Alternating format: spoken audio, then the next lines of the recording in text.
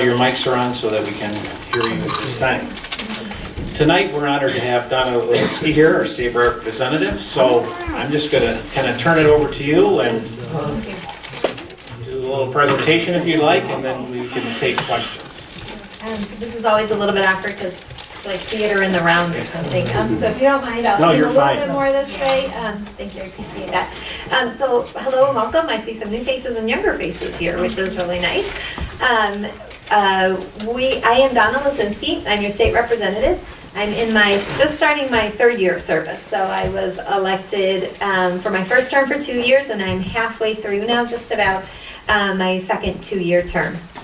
I live over by the Meyer on Zeeb Road, and so I represent the communities of Salem Township, Whitmore Lake, Dexter, Chelsea, Manchester, and Saline. So the entire western 2/3 of Washtenaw County and the northern border.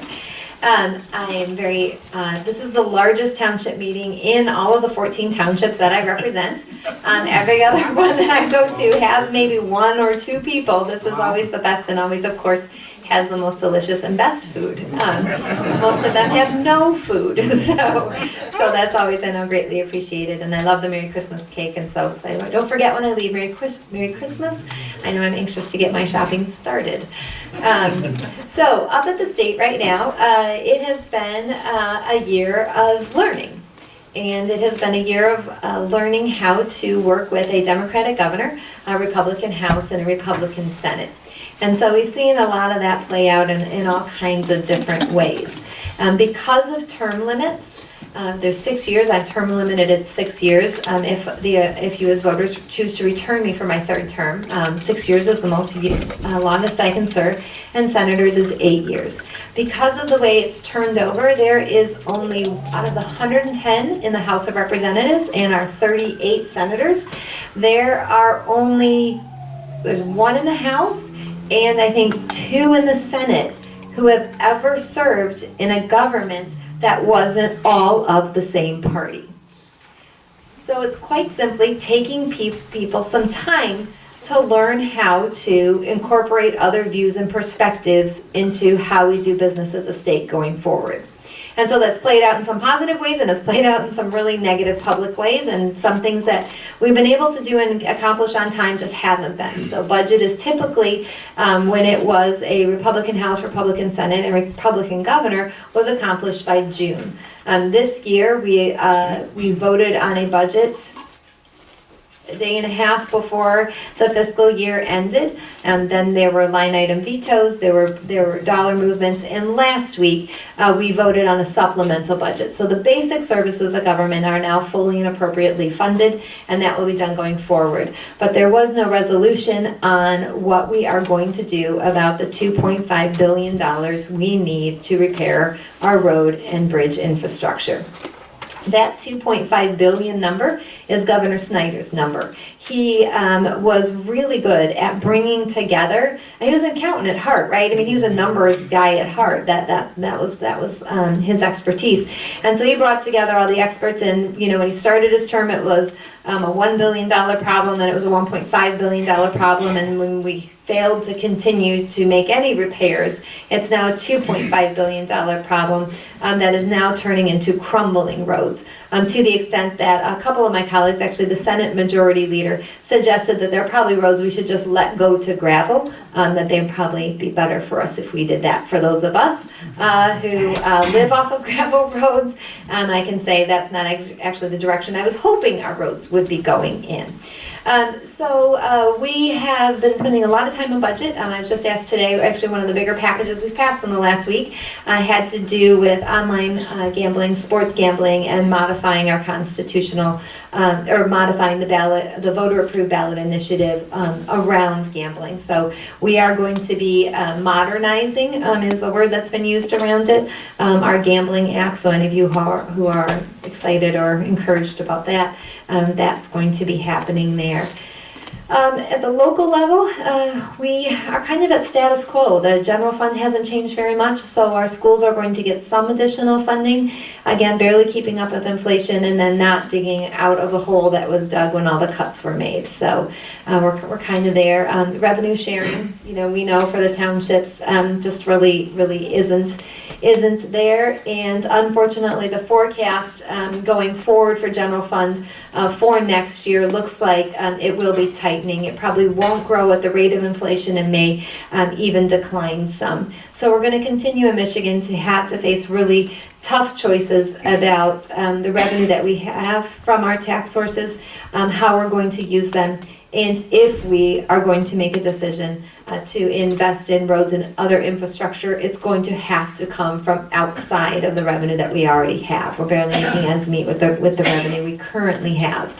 Compared to where we were when Governor Engler put in place the Headley cap and some of those tax the caps that we wanted to ensure that income tax and others didn't tax us more than a specific rate. We are now generating about $9 to $11 billion a year less than those caps. Per capita, we're paying some of our lowest tax rates that we've ever paid in Michigan. And we're seeing kind of how that impacts, and we need to decide as a state if that's how we want to continue to move forward. On a happy note, our schools are doing really well for our students. I'm hearing a lot of things from parents, how pleased they are with our school systems, just with the teachers within them. I think we all really appreciate and enjoy the teachers in the classroom, but wish we had the resources to make sure our kids were getting everything they need. Let's see, because we've been doing so little policy, quite frankly, because so much has been tied up in the budget negotiations, that's kind of where we're at right now. On the gossipy side, we had a Representative Larry Inman, who sent some texts demanding $30,000 to take a vote, not take a vote. That's one of the things. I was on the phone in the back of the room.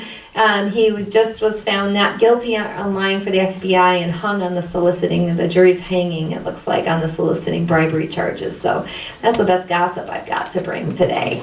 But if anyone wants to know more about that, that's a representative from Traverse City. So with that, I'll just open it up to questions. See if anybody's got something today. Yeah, start there and we'll move back. Do you think that with the roads in some cases that are deteriorating so bad, it's due to the state of Michigan, our minimum building code standards are too low? Absolutely, 100%. So when the last major road build we did was under Governor Engler, and he worked with the legislature and he got the money and the bonding to do roads. However, what he decided was he wanted to fix roads in all 83 counties. The only way he could do that with the money he had was to reduce the amount of substrata under a road by 6 to 8 inches. So when we see the road surface, that can, the nice blacktop, that looks really great, but really what impacts how long that road sustains is how deep that substrata is. And so that was reduced. In order to stretch the money, they changed the building code to make the subsurface less and stretch the money. And so that's why we're seeing, when we say, gosh, it doesn't seem like our roads are lasting as long, they're not. And so part of what's going on as we look for road funding solutions, there's the Transportation Committee in both the House and the Senate. Typically, I serve on the Tax Policy, Insurance, and Energy Committees. Typically, those committees meet once a month if there's an issue before them. So sometimes we'll meet 2 or 3 times a month, or once a week, excuse me. So we'll on average meet 2 or 3 times a month. The Transportation Committee has been meeting twice a week, every week, since the beginning of session, looking at exactly these things. Because we can fix your road, but if we want to fix your road to last, those are 2 different dollar amounts. Those are 2 different ways of looking at it. So really doing a lot of the looking at other states, what are the best methods, where there's been improvements in making, this is going to sound, I'm not very technical on this, but asphalt more bendy, right? We've got the freeze-thaw cycle, and now there's some additives in terms of recycled plastic bottles, there's tires, there's different things that they're looking as additives to asphalt that they're proving out in some southern states that we'll take a look at. But yes, absolutely. Yeah. With sports betting, do they plan on allocating the proceeds to the schools? Okay, so I love that question. It's just like the lottery, right? Let's be very clear. 100% of lottery dollars go to the schools. The problem is, school aid fund is a bucket, and you put all the lottery dollars in, but then when the decision was made about let's see, going on 5 years now, that the school aid fund didn't just mean K-12, which is what we always thought it did since 1967, 68, when our Constitution was written. That it meant, it just says education, which we always understood to be K-12, now we believe it's community college and higher ed. That got scooped out and put in the general fund to pay for those. So when we're looking at sports betting, when we're looking at all of the gambling legislation, and when you add right into that marijuana, that's a new tax revenue source. There isn't a single one of those revenue sources that's meaningful enough to fix our roads or do other things. You're looking around when you're looking at all, the gambling is dealing with sports betting. It's also dealing with online gambling. So there's iGambling. So there's a couple different things there. You're probably looking at a revenue stream of $18 to $40 million from the gambling sources, because you have to take that gambling revenue and then it goes, if it's generated on the tribal lands, it goes to tribes. In Detroit, a lot of that revenue goes to the city of Detroit because that's where the casinos are in those negotiations. And if you look at marijuana, the high water mark they're looking at is about $100 million in taxes per year for recreational marijuana sales.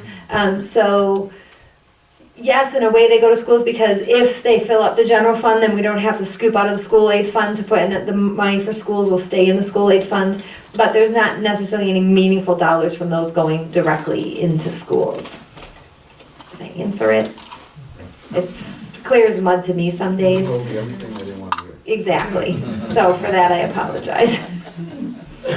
But your fantasy sports betting will no longer be illegal, which will be nice. Yeah, we talked about the old roads going bad. Mhm. I don't know how much traveling you do, but if you drive to our expressways, brand new bridges, chunks are falling off them. Yeah, Somewhere, they lost the formula for concrete. I Yeah. don't know where it happened, but, so we should put everything on hold until we figure out how to make concrete again. yeah. So I drive 140 miles round trip every day, back and forth to Lansing. So yes, I'm more familiar than I'd like to be These are honest. New roads, new bridges. Yep, absolutely. What we're seeing also in the discussions coming out of transportation is not just the materials, the longevity, and but also warranty standards that we're looking at. We're looking at possibly build and maintain contracts, where you build the bridge and you've also bought the maintenance for it for the next 10 to 15 years. So if it fails, it's on you. So we're trying to look at some creative ways there. But again, they'll look at the materials, and setting those building standards is a large part of being responsible with any dollars we do have for roads. That's been happening for a while, so there's, someone's not doing their job. I'm not going to disagree there. Yeah. In the back. I believe that Governor Whitmer has a very simple solution to fix the damn roads, and that's 50 cents a gallon tax. How does that? So what Governor Whitmer proposed was a 45-cent per gallon tax. It was phased in at 15 cents a year. There were different time periods she had, so it would go up by 15 cents, 15 cents, and then 15 cents. So it was phased in. That was her proposal, and what it did was it said, let's just be honest about what it takes to fix our roads, because right now, every time we put money towards roads, we're stealing it from something else. We're stealing it from a classroom, we're stealing it from mental health, we're stealing it from somewhere else. And so her proposal was, look, if we simply pay what we know it's going to cost to fix roads, then all the other money that's supposed to be doing all these other things in state government gets to do that. And so when you fund road repairs fully, you, by magic, end up fully funding schools, mental health, and these other areas, instead of taking from all of those to do these temporary repairs on roads, which then just end up costing us more over time. So yes, it's a hard pill to swallow. I appreciate that she was intellectually honest with all of us about what it was going to take to fix it. It was something that, I've had a lot of conversations around the community, and communities just like this that are, majority conservative thinking folks. And the one thing that I heard over and over again was, if you promise me it will actually be used to fix the roads, I can get there with you. And that is the difference between a sales tax, which goes into a general fund, which we as legislators can decide what to do with every year. The only mechanism outside of a constitutional amendment, which would have to go to a vote of the people, is the gas tax. The gas tax, 100% of it has to be spent on roads, bar none. Legislators can't change it. And so that was her initial proposal. Clearly, it didn't get any steam. She's probably going to have to come back with something else. But when the governor proposes, the legislature writes bills. So all the budget bills that I have voted on have been budget bills written by the Senate Majority Leader and the Republican Majority Leader. I have never voted on a governor's proposal because the governor proposes and the leaders of the two houses write the bills. So that was not a bill or a choice that I had to vote on. Over here, I saw some hands out of the corner of my eyes on this side. Okay. Oh, go ahead. First off, sorry, I'm not a resident of the township. I'm here to talk to you about something else. But anyway, regarding roads, how does a state like Ohio do it? You drive over the border and their roads are beautiful. Yeah, they pay more. They do. Their gas taxes are not the same as ours. No, they do it a little bit different. So they have a much higher per capita fund for roads than we do. So when you take all the ways they fund their roads, they pay significantly more than we do. They had a period of catching up, and they've done that. Their climate is also, as soon as you kind of get below, when you get to Dayton and you get to Cincinnati, it's different. But absolutely, when we drive back and forth to the state, I don't know about anybody else, but I prefer to be in the passenger seat and I prefer to be asleep. And I do wake up every time we come from Ohio into Michigan. But it's not just Ohio. I mean, all of our neighboring states that have similar, Wisconsin, Illinois, Minnesota. They have invested in their roads more consistently. They just do. We just haven't. But Yeah. so where does I'll catch you on that. Where does the money come from? Where does their money come from? Registration fees, they use part of their local taxes. Some, Ohio, Wisconsin, they allow their local units of government to tax for roads. So they can have different gas taxes. Illinois, different counties have different gas taxes. And here, the gas tax is similar across the state. You don't pay different prices for gas depending on where you are in the state. Yeah, different mechanisms. Yeah. The other thing is that people seem to ignore is that Michigan has the highest truckload in the country. We do. We really are woefully behind on charging, if we look at kind of user fees for the roads, charging those user fees to high trucks and trucking. It's kind of that fair share model of if you use it more, you cause more damage to it, and there are a lot of proposals out for that. And I think we'll see some of those come January, February, and I'm hoping to move fast. You get out of the metro area in northern Michigan, the roads aren't that bad. So I'll tell you a little secret about that. So PA 51, which was set up in 1935, 1945 originally, kind of before we had expressways, how we give out road money is based on miles of road, right? Not lane miles. So 5 miles of road north of Clare, that's a 2-lane highway, gets the same funding as a 5-lane road per mile downstate. And so yes, there are a lot of roads in northern Michigan that are really pretty because they're driven on less, they don't have the truck traffic, and they get just as much to fix a mile of 2-lane as they get for anything else around here. Yeah. And back? Would it behoove me to purchase a hybrid or electric vehicle? So 2 years ago, registration fees were changed, so if you have the same vehicle, I'm just gonna hypothetically say, it's $100 to register it because it's a gas vehicle. It's gonna cost you $300 to register it for an electric vehicle. So there was a recognition that electric vehicles aren't buying gas, but should be paying for the roads. So registration fees for electric vehicles are the current mechanism to compensate for the lack of gas purchase, but still pay for the roads that you use. A little bit of a blunt instrument, yeah. Did they kind of average in on, say... They did. They figured the equivalent of kind of like, I don't know what it was, 20,000 miles a year, the average gas tax that would have been collected on it, and that's how they figured out that increment for electric vehicles. But as we're moving towards more and more electric vehicles, we have to figure that stuff out, so that was the first attempt. Yeah. This part about the weather thing that we have here in Michigan and they don't have in Ohio or any place south. We're up here and wear this little mitten where we get hot Yeah. and cold all the time. And Yeah. that tears up our roads. I tell ya, More than the trucks. I did not wear a jacket yesterday when it was 51. Or when And they it was come in, 20 the reading in my car was 20 when I came in, absolutely. And that tears up your roads worse than It trucks does. up. Well, you combine that with less substrata, so the heave is more, and then we got more cracks, and then water gets in those cracks, and yeah, and it's a multiplying problem on itself. Thank you. So are you looking at changing that per mile, how you spend the money for roads? 'Cause I travel all throughout the state of Michigan, it's kind of funny, you bring up northern Michigan. You know, they're redoing roads up there Yeah. that are Better than what we've got down here. North Central. No, absolutely, and, you know, I've had to go to, Oakland County a couple of times, and it has just been horrific, some of their 5-lane roads, I mean, you take your life in your own hands.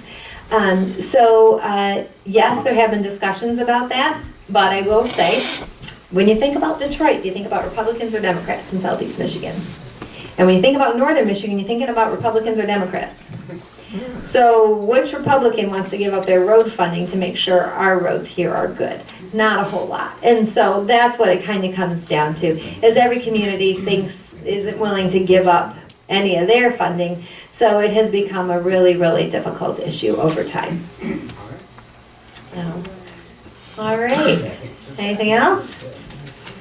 All right, well, thank you so much for giving me the opportunity to come and speak with you. If you want to follow me to the back, I'll answer your question right away. And look forward, my husband actually promised to make me dinner tonight. So if you don't mind, I left the house at 6:37 this morning to get up to Lansing, and I've got 8:30 meeting there again tomorrow morning. So I'll grab some dinner, grab some sleep, and get back up there. All right. Do you guys have any trick questions for me? I'm just kidding. David always has good ones. All right. Well, thank you so much. Thank you. I appreciate it. Thanks, All right. So we move on down to our agenda. We have some additions actually tonight, so if you bear with us. Mr. Converse, you have a motion to approve an addition to, we'll probably put a business items A under administrative. Would be 7A2.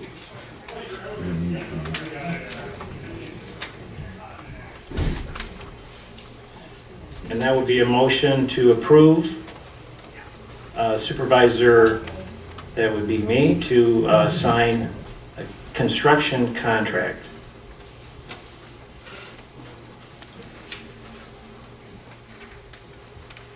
That'd be 7A2. And then and another addition to the agenda tonight will be 7A3. Will be for Salem Springs, amendment to the third PUD agreement.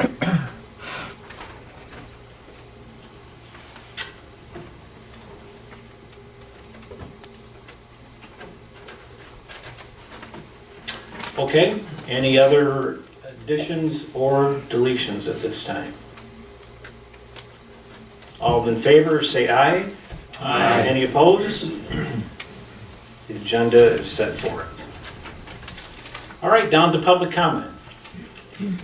For some comments about the roads and everything, so anything else you can yell at the board about, and now is your time. No? No comments? All right, so we'll move right on down to the consent agenda. Mr. Wensley. I move that Salem Township approve the following consent agenda items. We have our minutes of last month of November 12th of the regular meeting of the Board of Trustees. Then we have disbursements for November out of the general fund, $100,127.18. We had a payroll of $46,061.97. Cost through Paycor of $204.86. The sewer fund, we had disbursements of $14,762.03.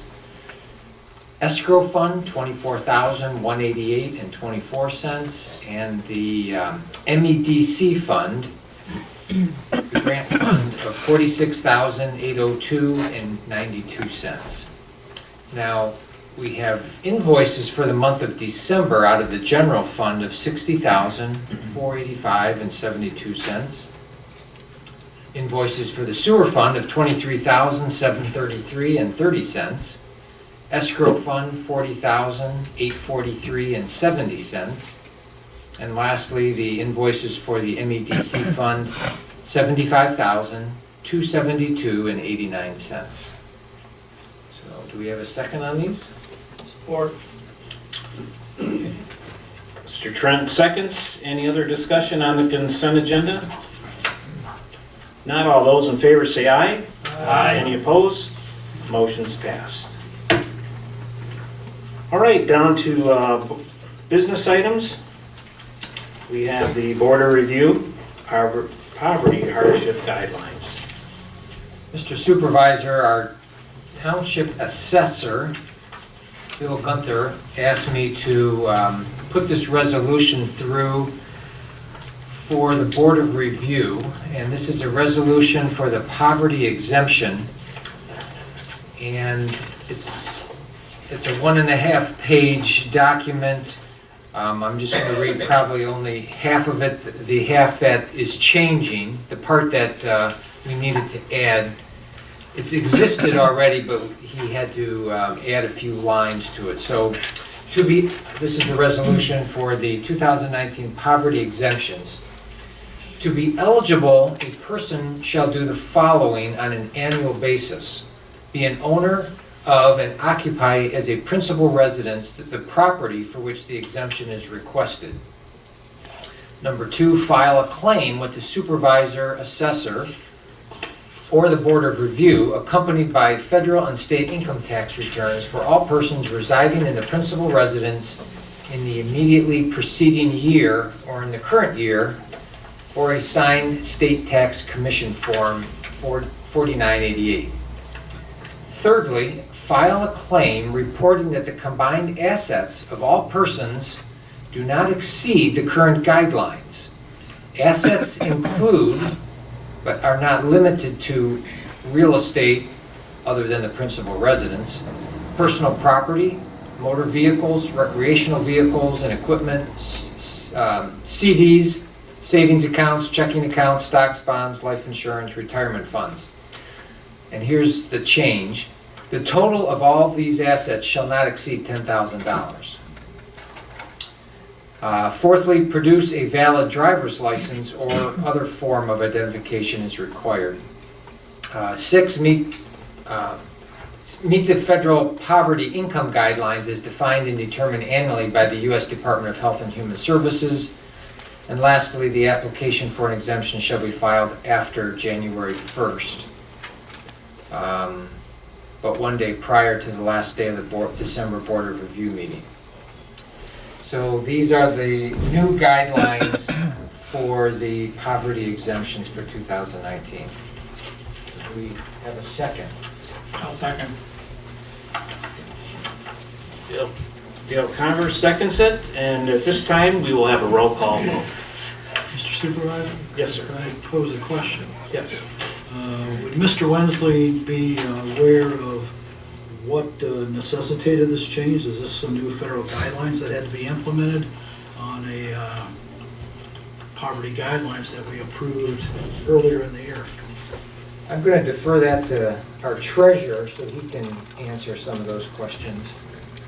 The answer to that is not federal, but it is a state. This was part of, Bill Gunther had gone through his review, and one of the things that he was demanded by the state that he had to implement. So essentially, we're amending the guidelines that were adopted earlier this year. Okay, any other questions? All right, the roll call vote. Converse? Yes. Daniel? Yes. DeLuca? Yes. McLaughlin? Yes. Trent? Yes. Wensley, yes, and Whitaker? Yes.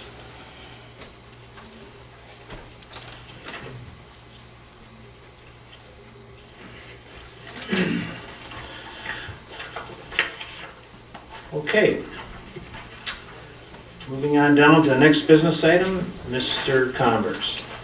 Mr. Word, I move that Salem Township approve Supervisor Gary Whitaker to have the authority to sign a contract with Brigadier Construction for the relocation of about 1,400 lineal feet of force main on Chubb Road.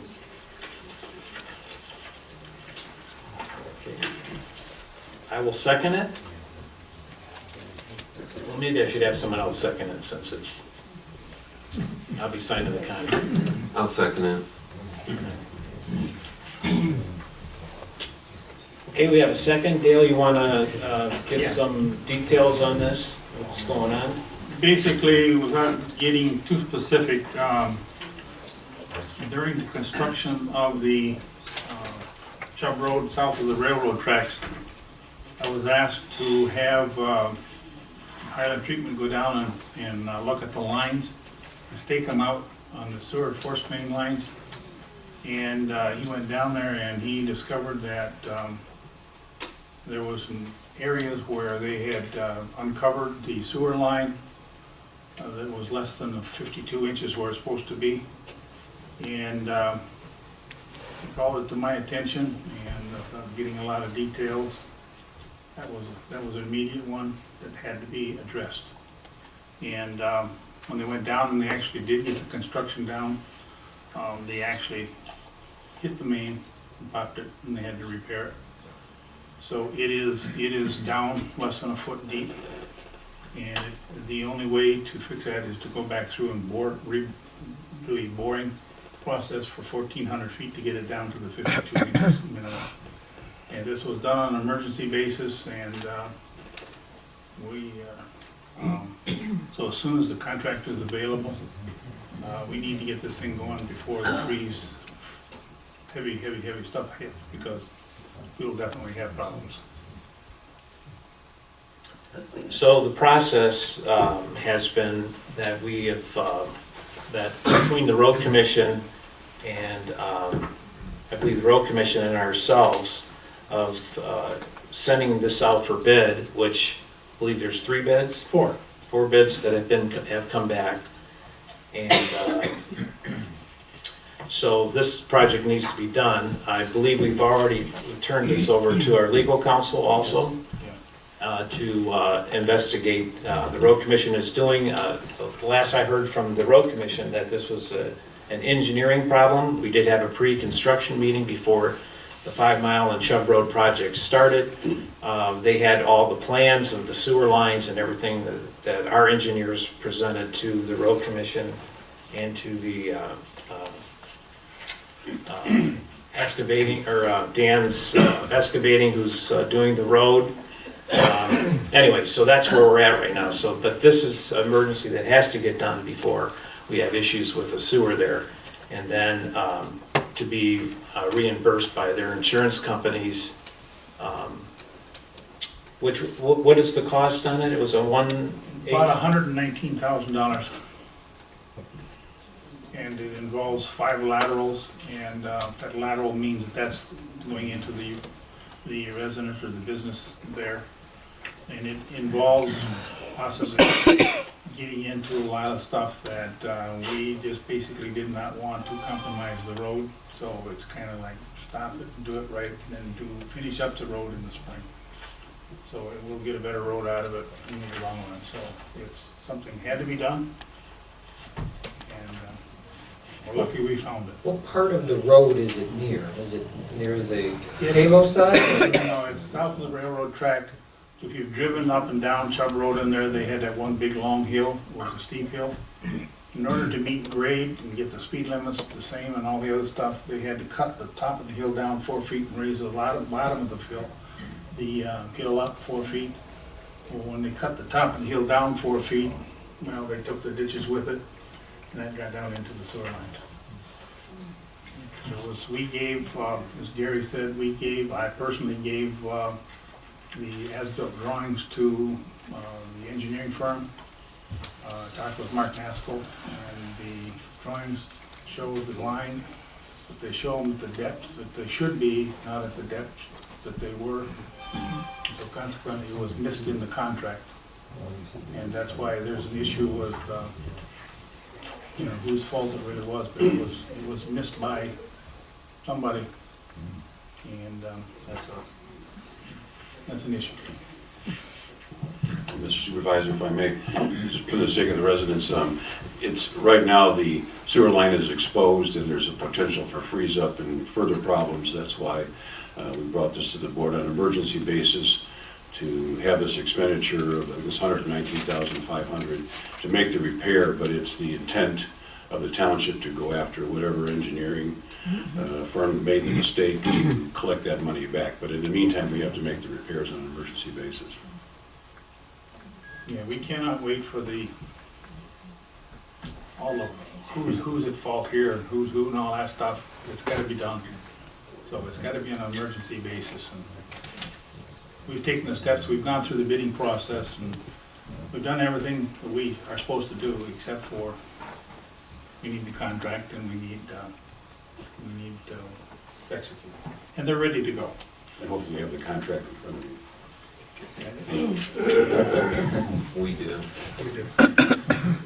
Is this something where with advanced planning, the line would have had to have been repositioned anyway because Yes. of the change in Yes. topography? Yeah. They plumb missed it. They just plain missed it because the drawings are on there and they show it at the 52 inches depth, the final. Well, that was the final, but not the initial. In the, when you go to bid it, and you look at it and says, what's got to move? Well, it's already at 52 inches, you don't have to move it. Well, surprise. Okay, any other questions, board members? Do you know when the road, the grade was taken down?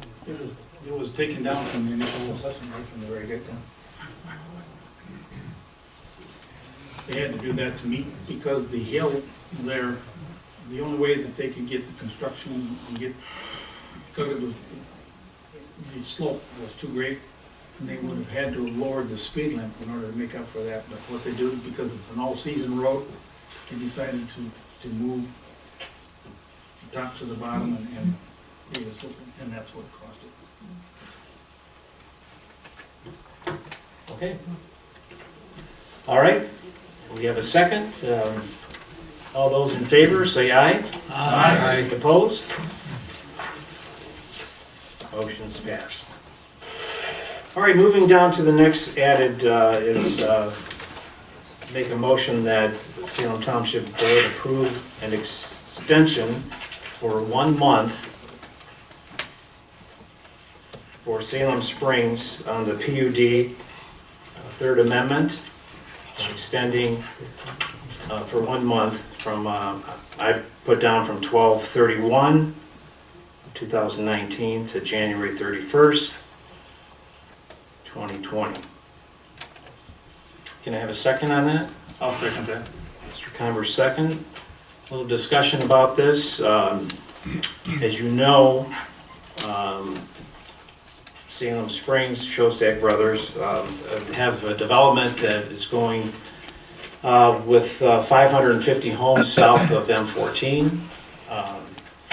They have some deadlines that they have to make, and one of the deadlines is December 31st of this month. So it was going to be on the agenda tonight, but I pulled it off the agenda because we had a problem with the escrow from the developer of not paying it, and until this was paid, we were not moving forward. So today I did receive a check from the developer paying the Yucca contract that they agreed to pay, and so at this point, and also other monies we received today from them. So at this point, I would like to And this is the reason why we like to extend this for a month and then address it at the January meeting, put it on the website, and discuss the board about approving another extension for the PUD agreement. Mr. Supervisor, Yes. if I may, as I understand it, and you're not extending the PUD ordinance at this point for 30 days. You only wish to extend the deadline for the financing plan to be submitted. Correct. Okay, so maybe the motion then should be amended as a motion to extend the financing plan deadline of December 29th. The financing, Plan deadline of December 29th, 2019. Mr. Commerce, do you agree to that? I agree with it. All right.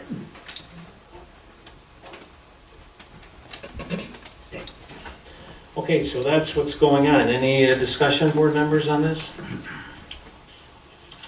Mr. Supervisor, I'll just make one comment. I'm not opposed to the extension for 1 month, but I'm extremely disappointed in the developer that after 2 previous extensions that they failed to come to the table with a viable financing plan for us to review tonight. Extremely disappointed. Okay. Any other questions? All right. If not, all those in favor say aye. Aye. Any opposed? Motion's passed. All right, down to financials, Special Assessment District. Mr. Converse. Mr. Supervisor, I move that Salem Township approve the initiation of 2 capital project funds for the Special Assessment District of Chubb Road and 5 Mile Road. This will be on the contractual revenues and expenses for each of the Special Assessment Districts per our financial auditor at Gaybridge and Company.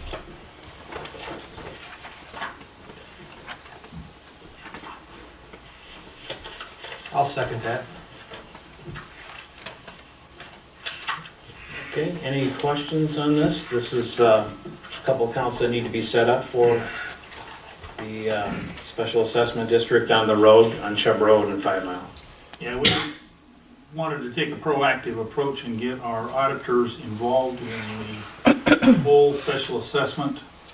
And we had some things set up already, but he came back and said that we really need to have 2 separate accounts. And they need to be able to be tracked. They have to have their own checking account. They have to be a complete standalone account, just as the same as we have with our sewer expansion that we have going down Chubb Road. We need to be on the same order as those. So we'll have to handle that. All the receipts that are come back in have to be invoiced either to one assessment or the other, and all expenses will be then taken out of one or the other. And that way there's no cross, basically contamination, that's not the word to use, but cross flow of funds between the different assessments. All right, any other questions? Okay, if not, Supervisor, if I yes. may, the expenses that have already been incurred for these 2 projects, are they going to be then, those charges going to be transferred over into that file? Yeah. in those accounts? And we're already starting the process to make sure that they're not identified, or if they are not identified, then we'll have to make the determination, basically more or less down the 60-40% split. Our CPA has already been talking with our deputy clerk, Yep. who handles that. Transactions, we might have to back a few things out and put them into these new accounts now, so. Good. All right, any other questions? Okay, all those in favor, say aye. Aye. Any opposed? Chief just got back on a run, so you're here just in time. Oh, thank you. We've been fairly busy. I think probably the most significant thing was last Friday, we had a structure fire out in the modular home park. The winds were pretty nasty. The shed, they were kind of careless use of the little portable heater. Caught the shed on fire between the 2 structures, and then both structures caught on fire because of the winds. I think they're probably 40, 50 miles an hour. So we lost, 2 families lost their house. Thankfully, nobody was hurt. And I think the big thing is we got great support from our neighbors and helped extinguish the fire. And one of them was probably half involved, and the other one was probably a quarter before we were able to put it out. So, holiday season, please watch your candles.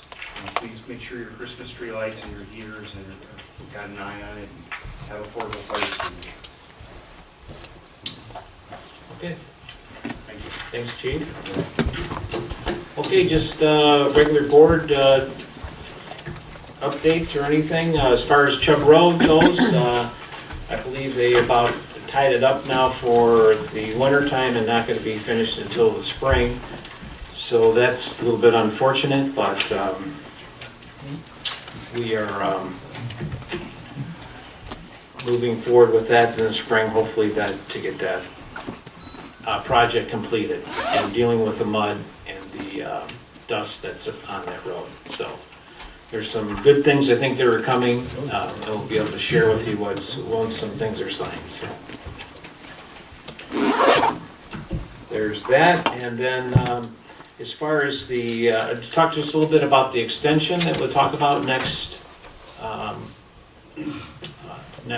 month on the sewer and water. We talked a little bit about Superior Township. As you know, we did fill an application out about the pipeline going through the road right away. They have put, kind of a stop to that. They are reviewing the information still. And so, Ed, I don't know if you want to share anything. We don't really have anything new on it as of yet, but this is a kind of we're just on standstill waiting for to see what the answer is going to be for them to allow that. I'm not even sure at this point if they're reviewing it. They had requested that an escrow account be set up for $50,000 to pay their engineering and attorney's fees, in which we responded. We said we would agree to an escrow if we knew there was going to be some assurance that if their engineers approved the plans, which have already been approved, of course, by the state and by the county, that we could go ahead with the sewer. We got a rather terse response to that request, and that's kind of where it stands at this point. So we don't know if they're really reviewing it or not. So we're in the waiting stage. All right. Who would pay that? Escrow? If we filled out the application, is Salem required to pay that, or is the developer required to pay that $50,000 if it need be? There's no requirement in our ordinance to have an escrow for that type of an application. So it was just something they requested. We said we consider it under, reasonable conditions, but they weren't prepared to talk about it. And again, the issue, just to give you an update, the issue mainly is that they want to be assured, is what they're telling us, that, this is a force main that would be coming through their community, therefore nobody would be the way it's designed, and they designed it that way so that anybody in their community could not tap into this line. This will be owned by Salem Township and maintained by Salem Township, and nobody will be able to tap into that system. So they want to make sure that, that's what I think they would be having their engineers looking at. And then also a contract with Superior and Salem about that line. It's being Salem's line, and of course we have to use it for the properties that are in the Urban Services District, not outside of it. So, Bonnie, you have a question? Yes, did you say owned and maintained by Salem Township in Superior Township? We would own the line. There, we have to fix it. We would own the line. So if it breaks in Superior even, we'd have to fix it. Correct. Not a big deal. Correct. Any other questions on that? Yeah. Who's paying for the new sewer on Chubb Road? And excavating? On this repair? Yeah. Well, I believe their insurance, they were, as far as I know right now, the road commission was going after the engineering firm. It's either or. It's either the engineering firm or it's the Washington County Road Commission.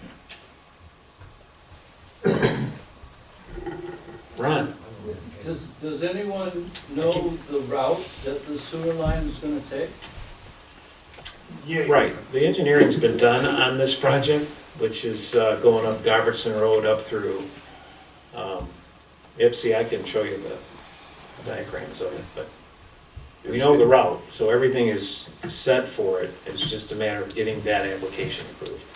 Through Superior would all be in the right-of-way, the public right-of-way that runs along Govertson Road. Jim? Yes, does our neighbor to the south have a good reason why they're not relying on the state of the county's engineers' findings?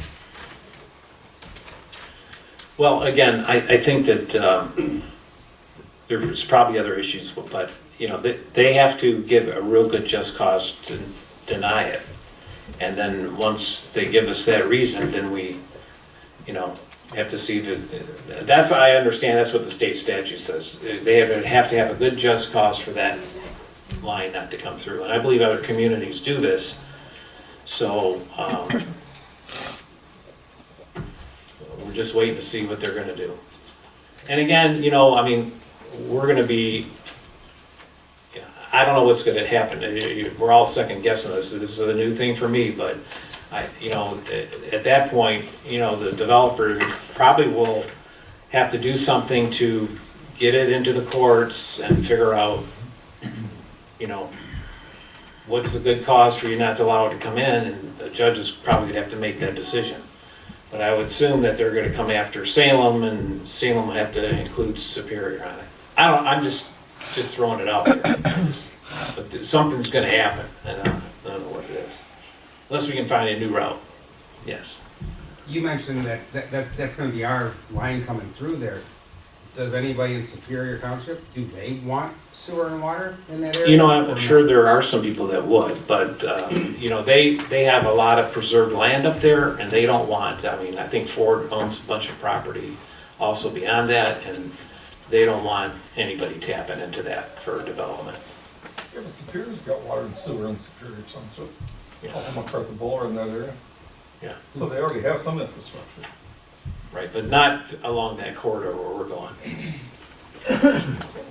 Yeah. Any other questions about it? All right. So, any public comment? Another real short meeting, not even an hour, so we're getting, I know last month it was real short.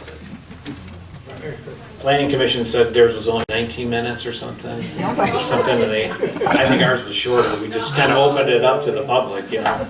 Just want to talk to everybody. Anyway, folks, if not any other comments, so we wish you a Merry Christmas and hope your families are safe, and we appreciate your support, and we will see you next year, right? Hard to believe, 2020.